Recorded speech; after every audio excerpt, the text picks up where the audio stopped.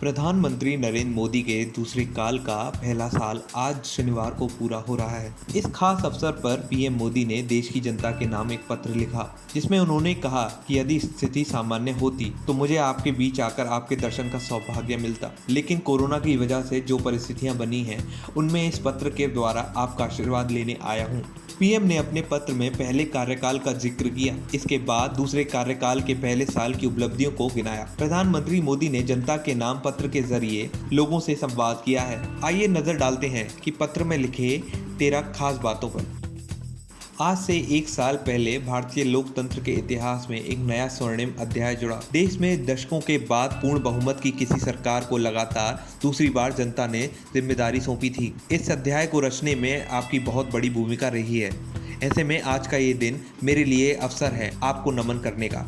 2014 में जनता ने देश में एक बड़े परिवर्तन के लिए वोट किया था। देश की नीति और रीति बदलने के लिए वोट किया था। उन 5 वर्षों में देश ने व्यवस्थाओं को जड़ता और भ्रष्टाचार के दलदल से बाहर निकलते हुए देखा था। 2019 में आपका आशीर्वाद देश के बड़े सपनों के लिए था, आशाओं आकांक्षाओं की पूर्ति के लिए था। इस एक साल में लिए गए फैसले इन्हीं बड़े सपनों की उड़ान है। सबका साथ, सबका विकास, सबका विश्वास। आज देश सामाजिक हो या आर्थिक, वैश्विक हो या आंतरिक, हर दिशा में आगे बढ़ रहा है। पिछले एक साल में कुछ खास डिसीजन ज्यादा चर्चा में रहे। इस वजह से इन उपलब्धियों का स्मृति में रहना भी बहुत स्वाभाविक है। अनुच्छेद 370, राम मंदिर निर्माण, 3 तलाक हो या फिर नागरिकता संशोधन कानून, ये सारी उपलब्धियां सभी को स्मरण हैं। एक के बाद एक हुए इन ऐतिहासिक निर्णयों के बीच अनेक फैसले और बदलाव ऐसे भी हैं जिन्होंने भारत की विकास यात्रा को नई गति और नए लक्ष्य दिए हैं, लोगों की अपेक्षाओं को भी पूरा किया है। देश के इतिहास में ये पहली बार हुआ है जब किसान, खेत मजदूर, छोटे दुकानदार और असंगठित क्षेत्र के श्रमिक साथियों सभी के लिए 60 साल की आयु के बाद 3000 रुपये की नियमित मासिक पेंशन की सुविधा निश्चित हुई है। सामान्य जन के हित से जुड़े बेहतर कानून बने, इसके लिए भी पिछले एक साल से तेजी से काम हुआ और पिछला रिकॉर्ड तोड़ दिया। यही कारण है कि कंज्यूमर प्रोटेक्शन एक्ट हो, चिट फंड कानून में संशोधन हो, दिव्यांगों, महिलाओं और बच्चों को अधिक सुरक्षा देने वाले कानून हो, ये सब तेजी से बने हैं।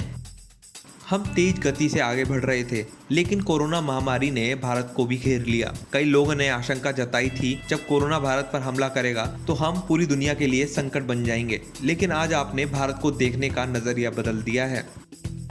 ताली थाली बजाने और दिया जलाने से लेकर भारत की सेनाओं द्वारा कोरोना वॉरियर्स का सम्मान हो, जनता कर्फ्यू या देशव्यापी लॉकडाउन के दौरान नियमों का निष्ठा से पालन हो, हर अवसर पर हमने ये दिखाया कि एक भारत ही श्रेष्ठ भारत की गारंटी है। निश्चित तौर पर इतने बड़े संकट में कोई ये दावा नहीं कर सकता कि किसी को कोई तकलीफ या असुविधा न हुई हो। श्रमिक, प्रवासी मजदूर, छोटे छोटे उद्योगों में काम करने वाले कारीगर, पटरी पर सामान बेचने वाले आदि लोगों ने असीमित कष्ट सहा है। इनकी परेशानियों को दूर करने की कोशिश हो रही है। अभी पश्चिम बंगाल और उड़ीसा में आए अम्फान चक्रवात के दौरान जिस हौसले के साथ वहां के लोगों ने परिस्थितियों का सामना किया, चक्रवात से होने वाले नुकसान को कम किया, वे भी हम सब के लिए बड़ी प्रेरणा हैं।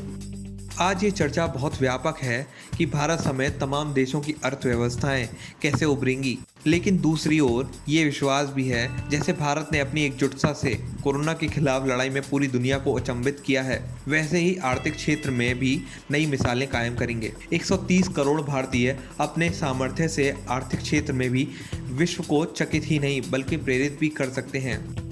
आज समय की मांग है कि हमें अपने पैरों पर खड़ा होना होगा, अपने बलबूते पर ही चलना होगा और इसके लिए एक ही मार्ग है, आत्मनिर्भर भारत।